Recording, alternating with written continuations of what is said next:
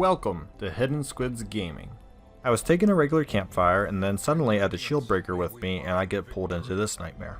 I was doing this when I saw on a boss run, and it would appear that our shield breaker friend has a rather scarred past. For me liking her so much, it would appear I may want to avoid campfires in the meanwhile if I don't want to take some severe fights that are probably only going to get worse. Ignore the stealth thing, this is my third campaign starting. This is probably week like only 10 or 15, something like that. So here we go, already have a riposte and a guard. My initial thoughts on this, I still don't know exactly what to think. I've only obviously done one of these so far. I'm very intrigued, I would like to do more, and I'm definitely gonna have to do this when it's not in a boss run. I'm gonna do this in a medium run, so if I get attacked and I get 20 stress per turn, it doesn't ruin me for a boss. I couldn't believe that when I saw it. I just kind of sat on it because I'm like, I'm level 1. I have literally not the greatest stress heals in this party. That Hound is the only one who can do that. So I'm going to use the Barbaric Yell here to stun the front rows. And these guys have a lot of HP, 24 per pop for being the first level with some protection and stuff. It's pretty brutal. If you haven't used the shield breaker too much, once again, still one of my favorite, even though she appears to come with some baggage of, I don't know, midnight campfire snake attacks.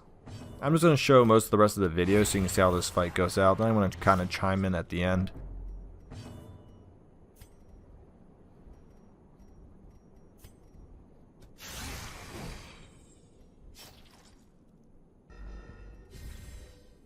I was just trying to figure out these enemies. This is the first time I've fought any snake-like creatures, so their bites, their blights, their riposte, which all three will miss, so I'm pretty happy about that because I don't really know how much damage that riposte was going to do every turn.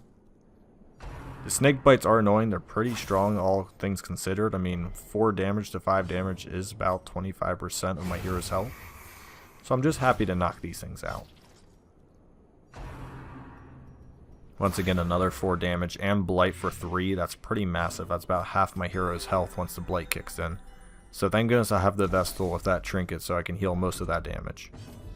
I'm also happy that I can hopefully get out of this with relatively low stress damage, I'll call it, even though I'm already sitting around 60 to 80.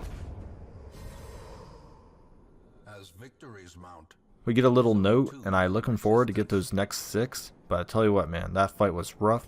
We get some blood in there, we get a shield breaker trinket in there, and we get some Aegis scales. Thanks for joining me on this journey. Like and subscribe below.